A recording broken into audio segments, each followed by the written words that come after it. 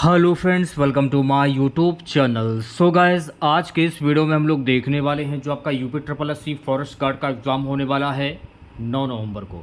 तो आज की इस क्लास में हम लोग UP triple S C forest guard exam के लिए प्रीवियस ईयर के टॉप मोस्ट इंपॉर्टेंट क्वेश्चंस को यहाँ पर डिस्कस करने वाले हैं। तो वीडियो काफ़ी इंपॉर्टेंट है आप लोगों के लिए, तो इस वीडियो को पूरा ज़रूर देखिए। वीडियो अच्छा लगे तो प्लीज़ वीडियो को लाइक और शेयर ज़रूर करें। अगर आप चैनल पर नए हैं और आप लोगों ने अभी तक इस चैनल को सब्सक्राइब नहीं किया है तो प्लीज़ चैनल को ज़रूर सब्सक्राइब करें और नोटिफिकेशन बेल ऑन करना ना भूलें। तो चलिए वीडियो को स्टार्ट करते हैं। खुद से प्रयास कीजिएगा इन सभी क्वेश्चंस के आंसर देने का। 2 से 3 सेकंड के बाद मैं आंसर क्लियर कर दूंगा। आज के इस सेशन में पहला question, which was the famous ruler of the गुप्त empire in present day Uttar Pradesh.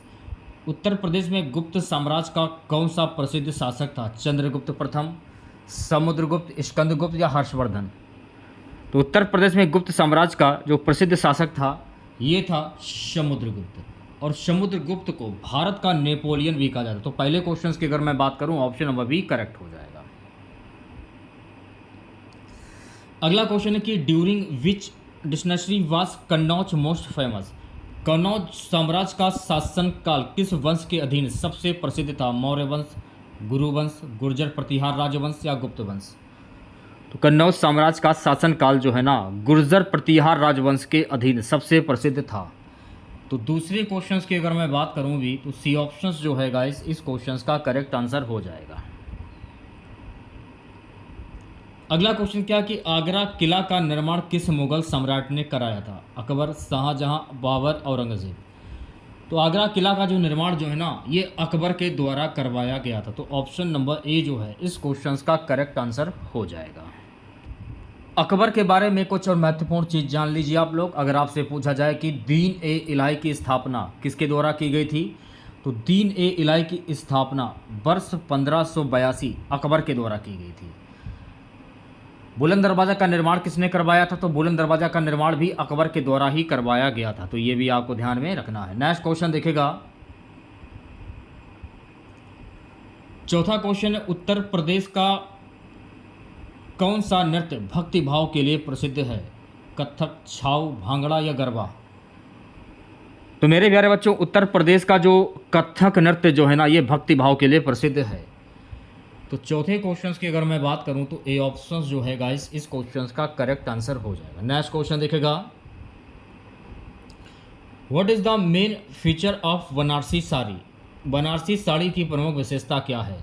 हाथ से बुनाई, जरी कढ़ाई, प्रिंटेड डिजाइन, सिंथेटिक फैब्रिक। तो बनारस साड़ी की जो प्रमुख विशेषता ये है जरी कढ़ाई। तो भाई राइट आंसर की अगर मैं बात करूं भी तो पांचवें क्वेश्चन का जो राइट आंसर जाएगा ऑप्शन नंबर बी के साथ में। चलिए बढ़ते हैं नेक्स्ट क्वेश्चन की ओर प्यारे बच्चों। अगला क्वेश्चन देखेगा, अगला क्वेश्चन है गाइस कि उत्तर प्रदेश का लोक नृत्य चौक और ठुमरी किस क्षेत्र में प्रचलित है?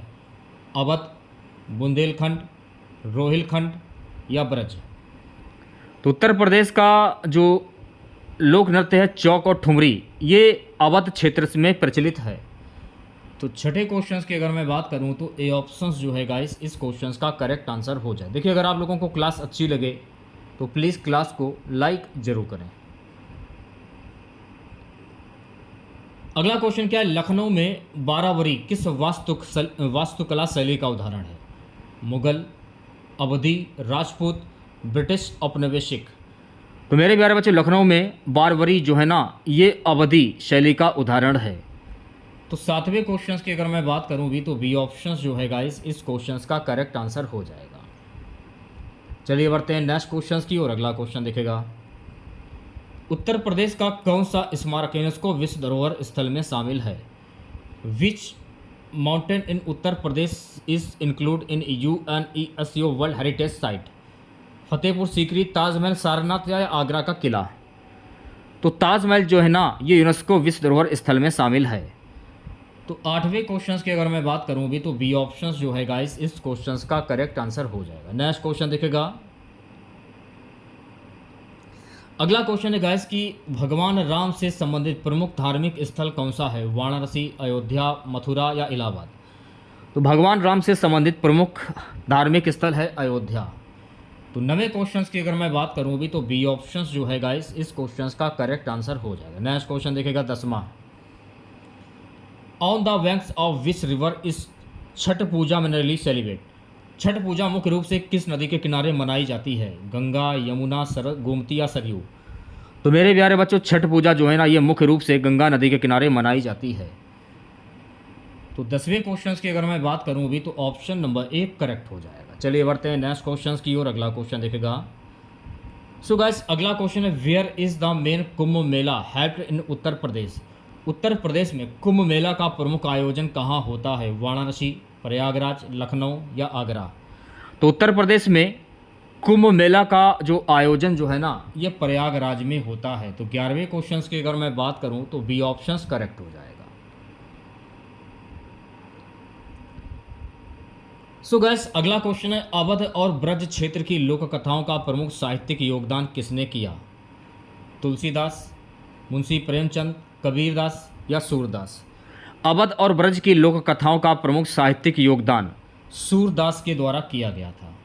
तो 12वें क्वेश्चन की अगर मैं बात करूं तो डी ऑप्शंस करेक्ट हो जाएगा। और सूरदास को अष्टछाप का जहाज भी कहा जाता है। चलिए बढ़ते हैं नेक्स्ट क्वेश्चन की ओर। अगला क्वेश्चन देखेगा आधुनिक हिंदी उपन्यास के जनक किसे माना जाता है? मुंशी प्रेमचंद, जयशंकर प्रसाद, महादेवी वर्मा, भारतेंदु हरिश्चंद्र? तो आधुनिक हिंदी उपन्यास के जनक मुंशी प्रेमचंद को कहा जाता है। तो 13वें क्वेश्चन की अगर मैं बात करूं अभी तो ऑप्शन नंबर 1 करेक्ट हो जाएगा। उत्तर प्रदेश की सबसे लंबी नदी कौन सी है? Which is the longest river in Uttar Pradesh? Ganga, Yamuna, Gomti या सरयू? तो मेरे प्यारे बच्चों उत्तर प्रदेश की सबसे लंबी जो नदी है ये है गंगा नदी। तो 14वें क्वेश्चन की अगर मैं बात करूं तो ऑप्शन नंबर 1 करेक्ट हो जाएगा। चलिए बढ़ते हैं नेक्स्ट क्वेश्चन की ओर। उत्तर प्रदेश का कौन सा क्षेत्र मृदा और जल संरक्षण के लिए प्रमुख है? बुंदेलखंड, अवध, रोहिलखंड, दोआब? उत्तर प्रदेश का जो बुंदेलखंड क्षेत्र जो है ना ये मृदा और जल संरक्षण के लिए प्रमुख है। तो 15वें क्वेश्चंस की अगर मैं बात करूं अभी तो ए ऑप्शंस जो है गाइस इस क्वेश्चंस का करेक्ट आंसर हो जाएगा। नेक्स्ट क्वेश्चन देखेगा। सो गाइस अगला क्वेश्चन है उत्तर प्रदेश में घास के मैदान ग्रासलैंड मुख्य रूप से कहाँ पाए जाते हैं? Where are grassland mainly found in Uttar Pradesh? Terai क्षेत्र, विंध्य क्षेत्र, बुंदेलखंड या रोहिलखंड? तो उत्तर प्रदेश में घास के मैदान जो है ना ये मुख्य रूप से तराई क्षेत्र में पाए जाते हैं। तो 16वें क्वेश्चन की अगर मैं बात करूं तो ऑप्शन नंबर 1 करेक्ट हो जाएगा। चलिए बढ़ते हैं नेक्स्ट क्वेश्चन की और अगला क्वेश्चन देखेगा। Which is a major wild life sanctuary in Uttar Pradesh? Uttar Pradesh के प्रमुख वन्यजीव अभ्यारण्य में से एक कौन सा है? Dudhwa, Jim Corbett, Kaziranga, Ranthambore? तो उत्तर प्रदेश के प्रमुख वन्यजीव अभ्यारण्यों में से जो दुधवा राष्ट्रीय उद्यान जो है ना ये प्रमुख है। तो 17वें क्वेश्चन की अगर मैं बात करूं तो ए ऑप्शन जो है गाइस इस क्वेश्चन का करेक्ट आंसर हो जाएगा। चलिए बढ़ते हैं नेक्स्ट क्वेश्चन की ओर। प्यारे बच्चों अगला क्वेश्चन हमारा है कि उत्तर प्रदेश का सबसे प्रमुख खनिज स्रोत कौन सा है? लिग्नाइट, कोयला, चूना पत्थर या लौह अयस्क?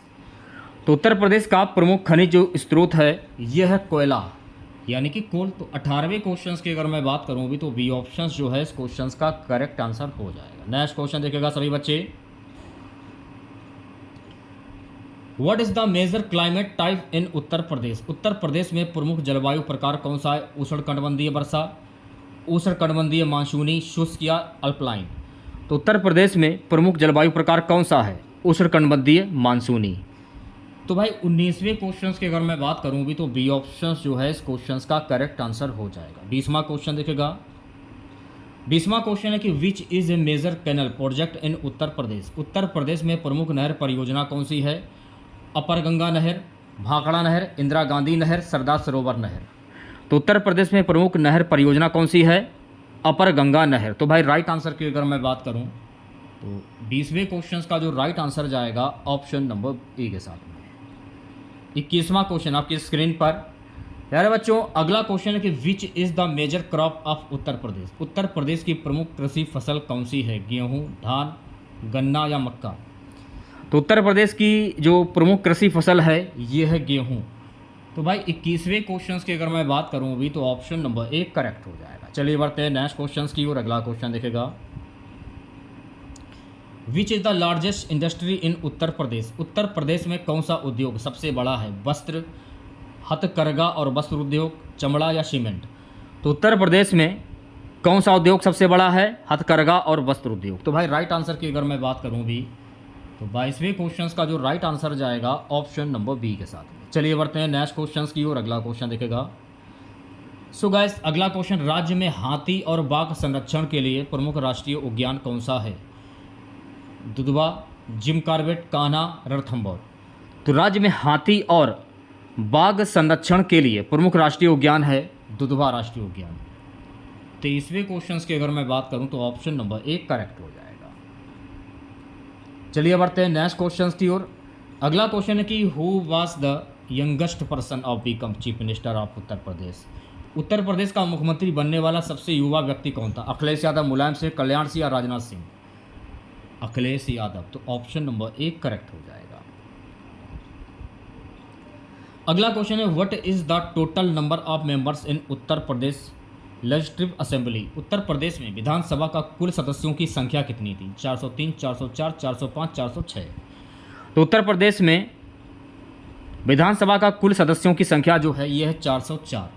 तो 25वें क्वेश्चन की अगर मैं बात करूं तो बी ऑप्शन करेक्ट हो जाएगा।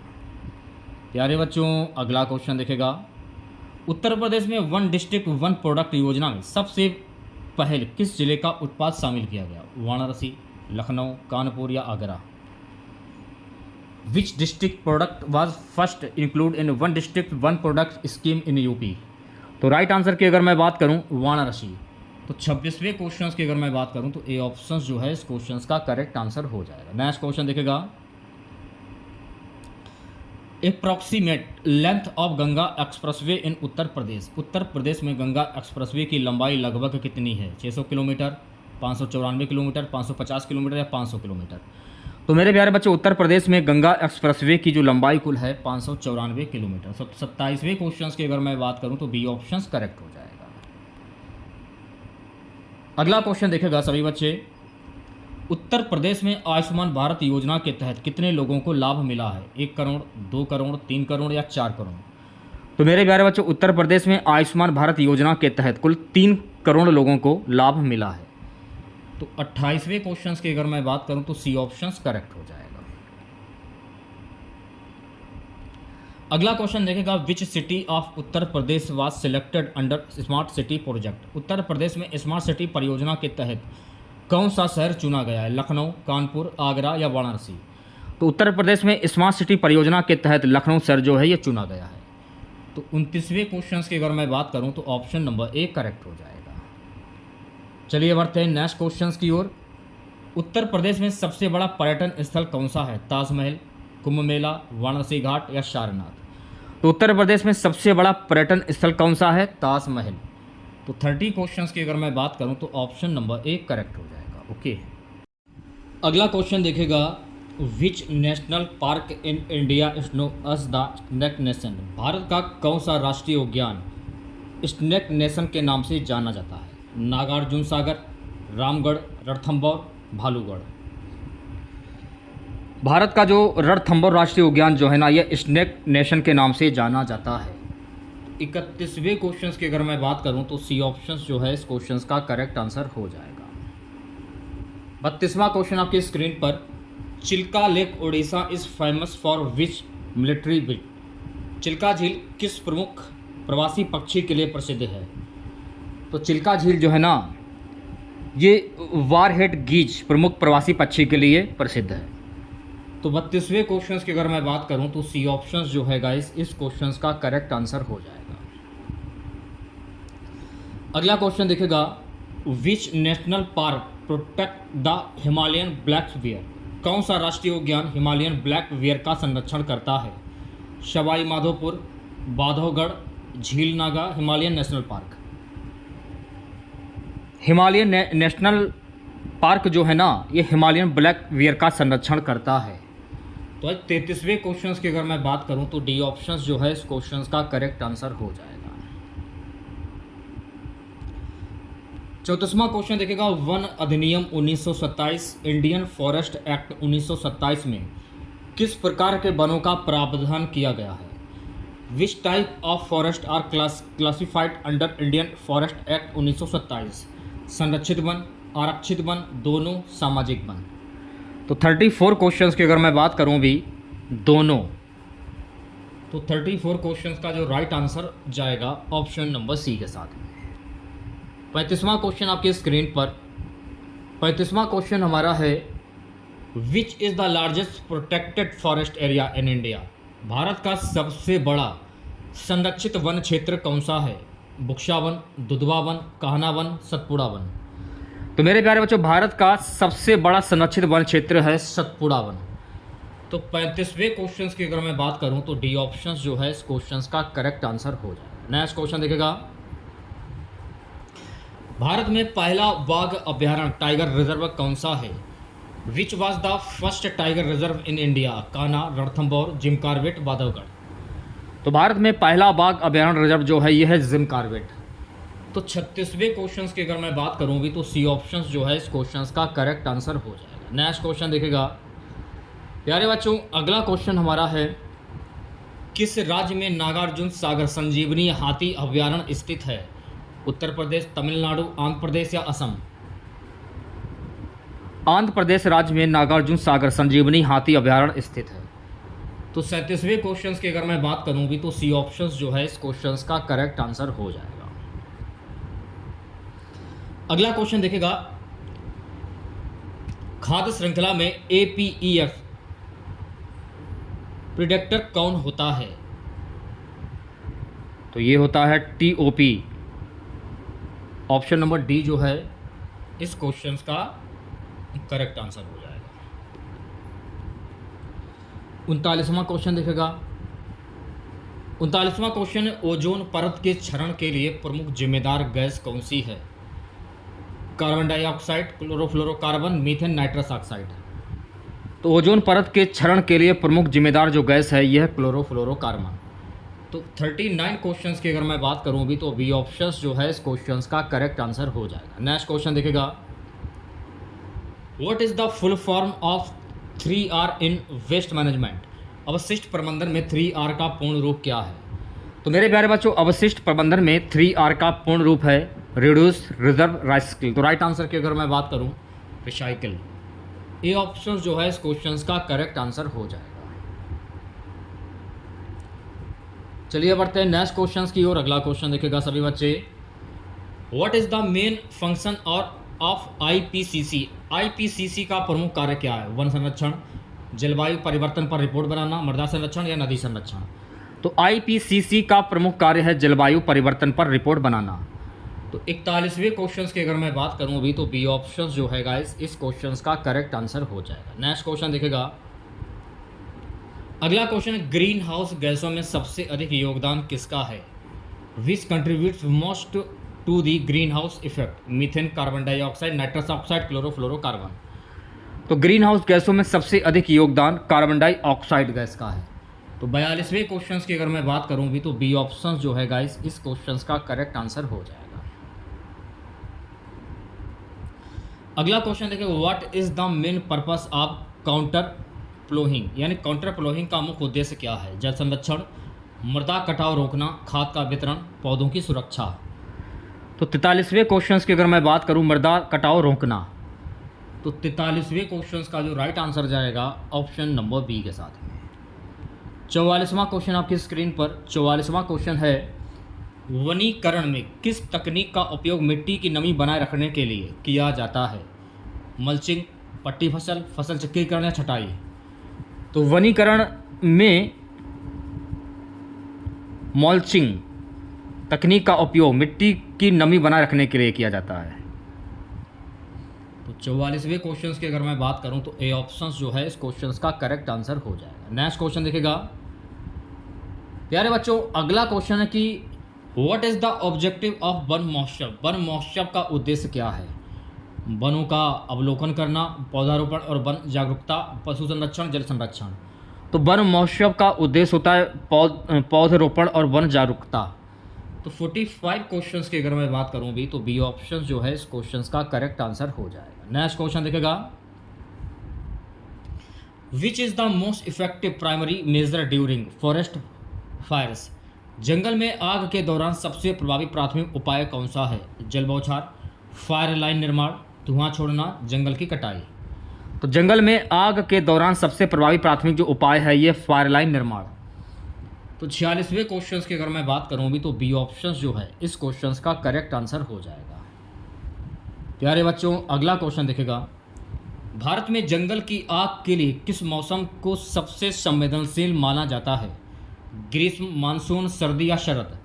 तो भारत में जंगल की आग के लिए ग्रीष्म मौसम को सबसे संवेदनशील माना जाता है। तो 47वें क्वेश्चन की अगर मैं बात करूं भी तो ऑप्शन नंबर 1 करेक्ट हो जाएगा। अगला क्वेश्चन देखिएगा, बांस की किस प्रजाति को उत्तर भारत में मुख्य रूप से वानिकी उद्योग में इस्तेमाल किया जाता है?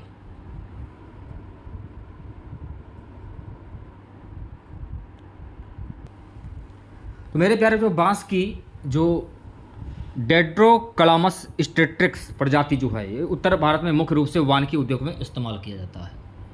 तो 48 क्वेश्चंस की अगर मैं बात करूं तो ऑप्शन नंबर 1 करेक्ट हो जाएगा। चलिए बढ़ते हैं नेक्स्ट क्वेश्चंस की ओर। अगला क्वेश्चन देखेगा, अगला क्वेश्चन है, in which state is commercial teak production the highest in India? देश में सागौन का सबसे बड़ा वाणिज्यिक उत्पादन किस राज्य में होता है? महाराष्ट्र, तमिलनाडु, मध्य प्रदेश या राजस्थान? देश में सागौन का सबसे बड़ा वाणिज्यिक उत्पादन जो है ना ये मध्य प्रदेश राज्य में होता है। तो 49 क्वेश्चंस की अगर मैं बात करूं तो सी ऑप्शन करेक्ट हो जाएगा। नेक्स्ट क्वेश्चन देखेगा, सो गाइस अगला क्वेश्चन हमारा है कि हाथी के कारण खेतों में होने वाले नुकसान को कम करने के लिए किस उपाय को सबसे प्रभावी माना जाता है? बिजली के बाड़े, शोर मचाने वाले यंत्र, हाथियों का शिकार, जंगल की कटाई? हाथी के कारण खेतों में होने वाले नुकसान को कम करने के लिए बिजली के बाड़े को सबसे प्रभावी माना जाता है। तो 50 क्वेश्चंस की अगर मैं बात करूं तो ए ऑप्शन जो है गाइस इस क्वेश्चंस का करेक्ट आंसर हो जाएगा। चलिए बढ़ते हैं नेक्स्ट क्वेश्चंस की ओर। भारत में बाघों और मानव संघर्ष को नियंत्रित करने के लिए कौन सा सरकारी कार्यक्रम लागू है? तो भारत में बाघों और मानव संघर्ष को नियंत्रित करने के लिए प्रोजेक्ट टाइगर्स जो है ये कार्यक्रम लागू है। तो राइट आंसर की अगर मैं बात करूं भी तो 51 क्वेश्चंस का जो राइट आंसर जाएगा ऑप्शन नंबर बी के साथ में। अगला क्वेश्चन क्या है कि वन किस माध्यम से वायुमंडलीय CO2 को सबसे अधिक अवशोषित करते हैं? श्वसन, प्रकाश संश्लेषण, दहन या बाष्पोत्सर्जन? तो मेरे प्यारे बच्चों वन जो है ना ये प्रकाश संश्लेषण के माध्यम से वायुमंडलीय CO2 को सबसे अधिक अवशोषित करते हैं।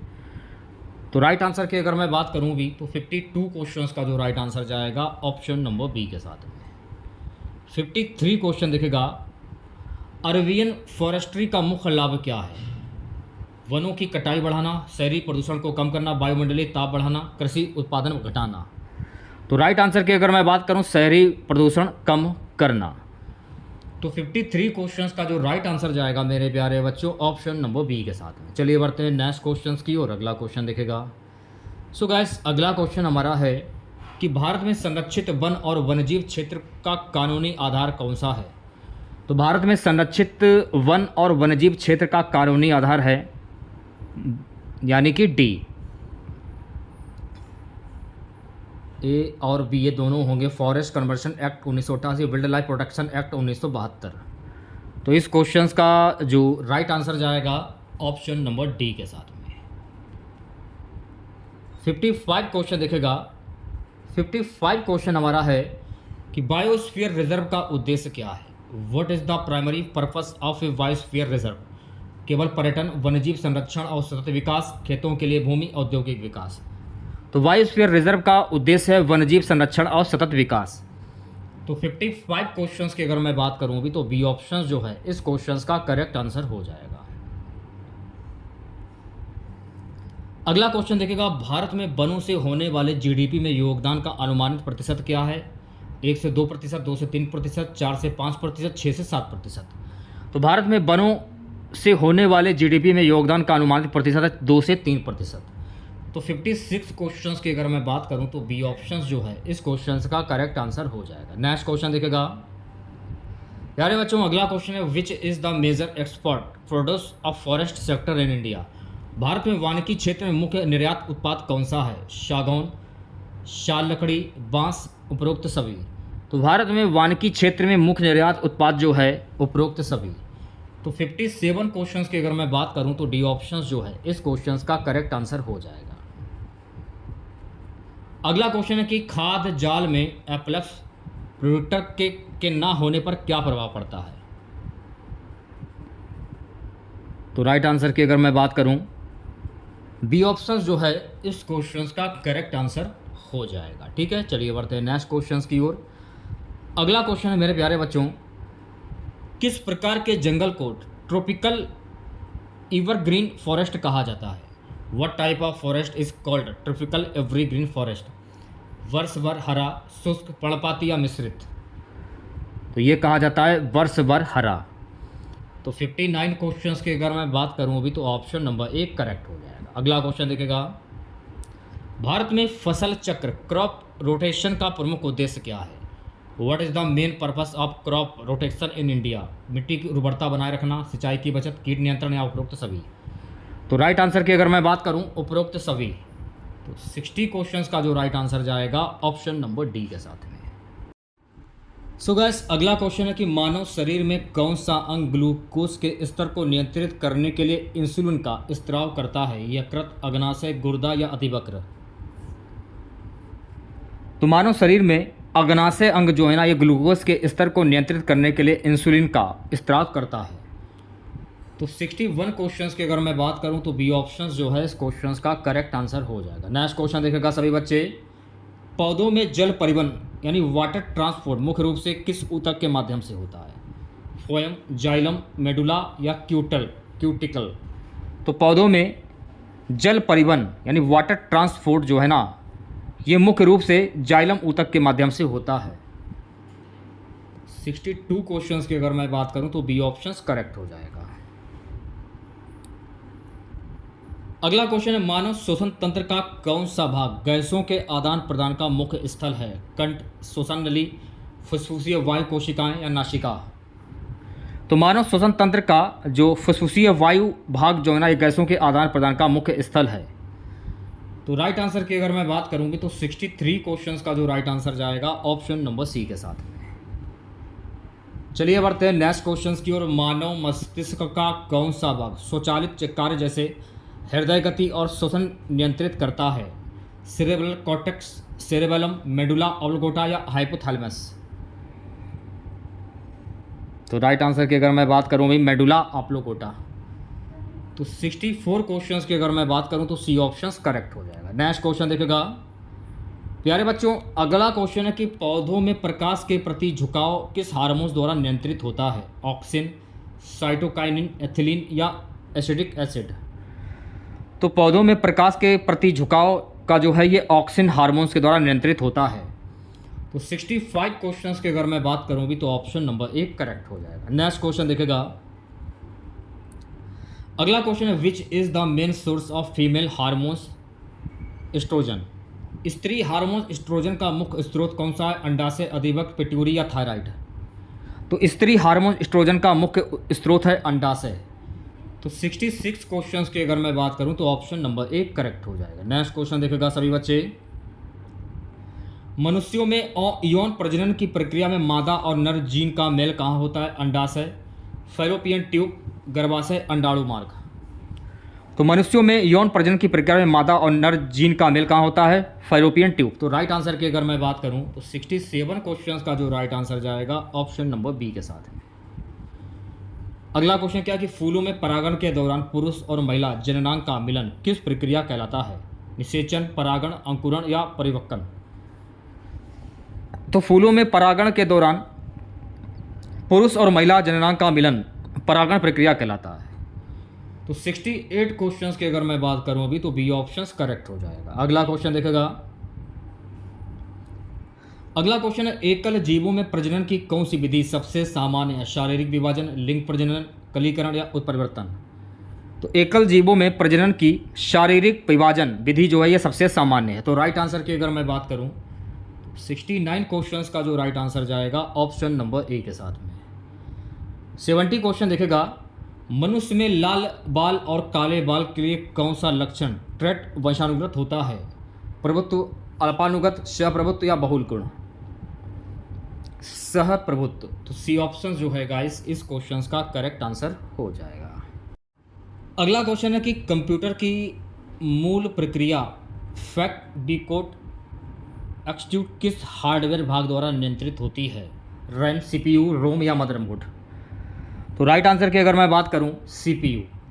तो 71 क्वेश्चंस की अगर मैं बात करूं भी तो बी ऑप्शंस जो है इस क्वेश्चंस का करेक्ट आंसर हो जाएगा। नेक्स्ट क्वेश्चन देखेगा प्यारे बच्चों, अगला क्वेश्चन है कि what is the primary function of ROM? ROM का मुख्य कार्य क्या है? डेटा को स्थायी रूप से संग्रहित करना, अस्थायी डेटा संग्रह, नेटवर्क कनेक्शन नियंत्रित करना, उपयोगकर्ता इंटरफेस प्रदान करना। तो रोम का मुख्य कार्य है डेटा को स्थायी रूप से संग्रहित करना। तो 72 क्वेश्चंस की अगर मैं बात करूं भी तो ऑप्शन नंबर 1 करेक्ट हो जाएगा। चलिए बढ़ते हैं नेक्स्ट क्वेश्चंस की और अगला क्वेश्चन देखेगा ऑपरेटिंग सिस्टम ओएस किस प्रकार का सॉफ्टवेयर है? Operating system OS is a type of which software? Application software, system software, utility software है, मिडलवेयर? तो ऑपरेटिंग सिस्टम ओएस जो है ना ये सिस्टम सॉफ्टवेयर है। तो राइट आंसर की अगर मैं बात करूं तो 73 क्वेश्चंस का जो राइट आंसर जाएगा ऑप्शन नंबर बी के साथ में। सो गाइस अगला क्वेश्चन हमारा है कि a scanner is a type of which device? Scanner किस प्रकार का डिवाइस है? Input, output, storage, processing? तो मेरे प्यारे बच्चों स्कैनर जो है ना ये एक इनपुट डिवाइस है। तो 74 क्वेश्चंस की अगर मैं बात करूँ भी तो ऑप्शन नंबर 1 करेक्ट हो जाएगा। अगला क्वेश्चन क्या कह रहा है कि प्रोजेक्टर किस श्रेणी में आता है? A projector falls under which category? Input, output, storage, network device? तो प्रोजेक्टर जो है ना गाइज ये आउटपुट की श्रेणी में आता है। तो 75 क्वेश्चंस की अगर मैं बात करूं भी तो बी ऑप्शंस करेक्ट हो जाएगा। चलिए बढ़ते हैं नेक्स्ट क्वेश्चंस की और प्यारे बच्चों अगला क्वेश्चन देखेगा keyboard and mouse are classified as? Keyboard और माउस का वर्गीकरण क्या है? Output device, input device, storage device या नेटवर्क डिवाइस? तो मेरे प्यारे बच्चों कीबोर्ड और माउस जो है ना ये एक इनपुट डिवाइस है। तो भाई 76 क्वेश्चंस की अगर मैं बात करूं भी तो बी ऑप्शंस जो है इस क्वेश्चंस का करेक्ट आंसर हो जाएगा। अगला क्वेश्चन देखिएगा what is the length of an IPv4 address? IPv4 में IP एड्रेस की लंबाई कितनी होती है? 32 बिट, 64 बिट, 128 बिट या 16 बिट? तो IPv4 IP एड्रेस में कुल लंबाई कितनी होती है? 32 बिट। तो ए ऑप्शन जो है गाइस इस क्वेश्चन का करेक्ट आंसर हो जाएगा। 78 क्वेश्चन क्या है? What is the full form of DNS? DNS का पूरा नाम क्या है? तो DNS का फुल फॉर्म होता है डोमेन नेम सिस्टम। तो 78 क्वेश्चंस की अगर मैं बात करूं भी तो बी ऑप्शंस जो है गाइस इस क्वेश्चंस का करेक्ट आंसर हो जाएगा। अगला क्वेश्चन क्या कि किसी कंप्यूटर को नेटवर्क पर पहचानने के लिए कौन सा अद्वितीय पता उपयोग किया जाता है? Which unique address is used to identify a computer on a network? IP address, MAC address, subnet, mask gateway address? IP address. तो 79 क्वेश्चंस की अगर मैं बात करूं तो ए ऑप्शंस जो है इस क्वेश्चंस का करेक्ट आंसर हो जाएगा। नेक्स्ट क्वेश्चन देखेगा अगला क्वेश्चन है मेरे प्यारे बच्चों IoT डिवाइस का मुख्य उद्देश्य क्या है? What is the primary purpose of IoT device? केवल डेटा स्टोर करना, उपकरणों को इंटरनेट के माध्यम से आपस में जोड़ना, नेटवर्क सुरक्षा बढ़ाना, कंप्यूटर हार्डवेयर को बदलना? उपकरणों को इंटरनेट के माध्यम से आपस में जोड़ना। तो 80 क्वेश्चंस की अगर मैं बात करूं भी तो बी ऑप्शंस जो है इस क्वेश्चंस का करेक्ट आंसर हो जाएगा। अगला क्वेश्चन देखिएगा वेरेबल टेक जैसे स्मार्ट वॉच का मुख्य कार्य क्या है? What is the main function of wearable tech like smart watch? केवल समय दिखाना, स्वास्थ्य निगरानी, डेटा संग्रह, केवल कॉल करना, इंटरनेट ब्राउजिंग? तो राइट आंसर की अगर मैं बात करूं स्वास्थ्य निगरानी और डेटा संग्रह। तो 81 क्वेश्चंस की अगर मैं बात करूं भी भाई बी ऑप्शंस जो है इस क्वेश्चंस का करेक्ट आंसर हो जाएगा। देखिए अगर आप लोगों को क्लास वाकई में अच्छी लग रही हो तो क्लास को प्लीज़ लाइक ज़रूर कर दीजिएगा। अगला क्वेश्चन क्या है? क्लाउड स्टोरेज का सबसे बड़ा लाभ क्या है? What is the biggest advantage of cloud storage? Data का स्थानीय संग्रह, डेटा को कहीं से भी एक्सेस करना, हार्डवेयर लागत बढ़ाना, केवल बैकअप? तो मेरे प्यारे बच्चों क्लाउड स्टोरेज का सबसे बड़ा लाभ क्या है? डेटा को कहीं से भी एक्सेस करना। तो 82 क्वेश्चंस की अगर मैं बात करूं भी तो बी ऑप्शंस जो है गाइस इस क्वेश्चंस का करेक्ट आंसर हो जाएगा। अगला क्वेश्चन क्या, what is the full form of email, email का पूरा नाम क्या है? तो ईमेल का फुल फॉर्म होता है इलेक्ट्रॉनिक्स मेल। तो राइट आंसर की अगर मैं बात करूं, 83 क्वेश्चंस का जो राइट आंसर जाएगा ऑप्शन नंबर ए के साथ में। अगला क्वेश्चन क्या है कि email, in email what is the use of CC, email में सीसी का उपयोग किस लिए किया जाता है? मुख्य प्राप्तकर्ता, कॉपी प्राप्तकर्ताओं के लिए, पासवर्ड सुरक्षा, अटैचमेंट को जोड़ना। तो ईमेल में सीसी का उपयोग जो है ना कॉपी प्राप्तकर्ताओं के लिए होता है। तो भाई राइट आंसर की अगर मैं बात करूं तो 84 क्वेश्चंस का जो राइट आंसर जाएगा ऑप्शन नंबर बी के साथ में। अगला क्वेश्चन क्या है कि why is BCC used in email, email में वीसीसी का उपयोग क्यों किया जाता है? सभी को स्पष्ट दिखाने के लिए, गोपनीयता प्राप्तकर्ताओं के लिए, अटैचमेंट जोड़ने के लिए, ईमेल भेजने के लिए। तो ईमेल में वीसीसी का उपयोग जो है ना गोपनीय प्राप्तकर्ताओं के लिए। तो 85 क्वेश्चंस की अगर मैं बात करूँ अभी तो बी ऑप्शन जो है गाइस इस क्वेश्चंस का करेक्ट आंसर हो जाएगा। चलिए बढ़ते हैं नेक्स्ट क्वेश्चंस की ओर। What is the main advantage of double SIM in mobile phones, mobile phone में डबल सिम का मुख्य लाभ क्या है? केवल डेटा स्टोर करना, दो नेटवर्क का उपयोग करना, बैटरी लाइफ बढ़ाना, कैमरा गुणवत्ता बढ़ाना। तो मोबाइल फ़ोन में डबल सिम का मुख्य लाभ है दो नेटवर्क का उपयोग करना। तो 86 क्वेश्चंस की अगर मैं बात करूँगी तो बी ऑप्शंस जो है इस क्वेश्चंस का करेक्ट आंसर हो जाएगा। नेक्स्ट क्वेश्चन देखेगा सभी बच्चे, on which principle is colour printing in inkjet printers based, inkjet printer में रंगीन छपाई किस सिद्धांत पर आधारित होती है? थर्मल बबल तकनीक, इलेक्ट्रोस्टैटिक प्रिंटिंग, लेजर तकनीक या धातु प्रिंटिंग? थर्मल बबल तकनीक। तो राइट आंसर की अगर मैं बात करूं तो 87 क्वेश्चंस का जो राइट आंसर जाएगा ऑप्शन नंबर ए के साथ में। चलिए बढ़ते हैं नेक्स्ट क्वेश्चंस की ओर। टैबलेट पर स्टेपलस पेन का उपयोग मुख्य रूप से किसके लिए होता है?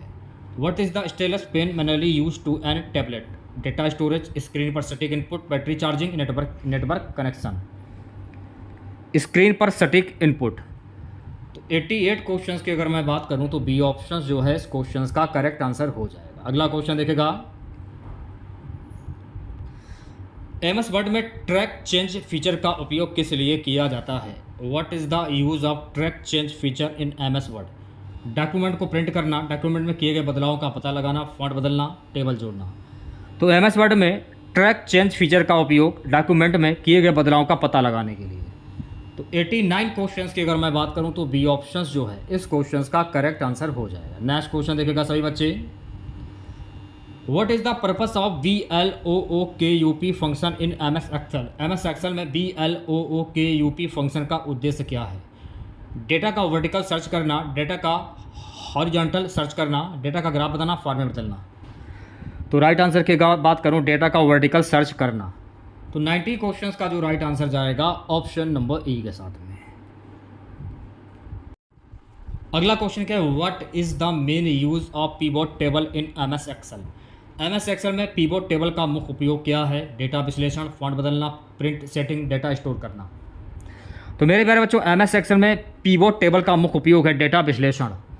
तो 91 क्वेश्चंस की अगर मैं बात करूँ अभी तो ए ऑप्शन जो है इस क्वेश्चंस का करेक्ट आंसर हो जाएगा। अगला क्वेश्चन क्या है, लिनक्स ऑपरेटिंग सिस्टम का प्रमुख लाभ क्या है? What is the major advantage of Linux operating system? मुक्त और खुला स्रोत, केवल विंडोज एक्स सपोर्ट, उच्च हार्डवेयर लागत, इंटरनेट कनेक्शन की आवश्यकता। तो लिनक्स ऑपरेटिंग सिस्टम का मुख्य लाभ है मुक्त और खुला स्रोत, फ्री एंड ओपन सोर्स। तो राइट आंसर की अगर मैं बात करूं तो 92 क्वेश्चंस का जो राइट आंसर जाएगा ऑप्शन नंबर ए के साथ में। अगला क्वेश्चन क्या है, भारत में ई गवर्नेंस के तहत डिजिटल इंडिया योजना कब शुरू हुई थी? When was the digital India initiate launch in India, 2012, 2015, 2016, 2018। तो राइट आंसर की अगर मैं बात करूं भी 2015।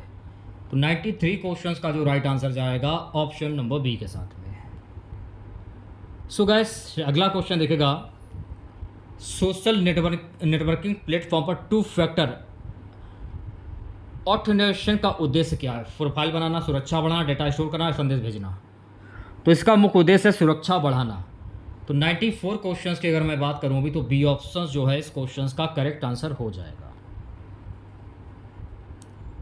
UPI यूनिफाइड पेमेंट्स इंटरफेस का मुख्य लाभ क्या है? What is the main advantage of UPI unified payments interface?